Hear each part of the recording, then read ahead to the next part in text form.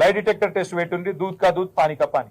అరే నేను చెప్తూనే ఉన్నా, హైదరాబాద్ ప్రతిష్ట పెంచేదానికి, తెలంగాణ ప్రతిష్ట పెంచేదానికి ఎస్ బరాబర్ ఆ రేస్ ఇక్కడ కొనసాగాలి. మొదటి సంవత్సరం బ్రహ్మాండంగా జరిగింది, ఇంకా 3 ఏళ్ళు ఇక్కడనే ఉండాలి.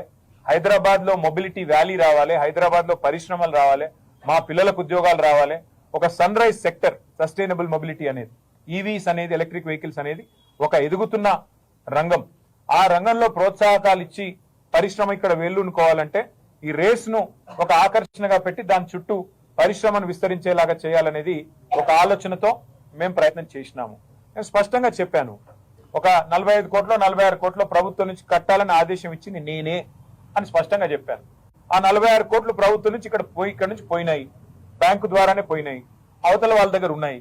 రూపాయి ఎక్కడా తారుమారు కాలేదు. ఇక్కడ నుంచి పోయిన ప్రతి రూపాయికి అక్కడ లెక్క ఉంటే ఇక అవినీతి ఎక్కడిది, అవినీతిని నిరోధించడానికి అవినీతి నిరోధక శాఖ ఎక్కడిది, అందులో స్కామ్ ఎక్కడిది, మన్ ఎక్కడిది, మశానం ఎక్కడిది. ఏమేస్తారో ఛార్జ్ షీట్లు, ప్రాసిక్యూషన్లు, జైళ్లు వేసుకోండి.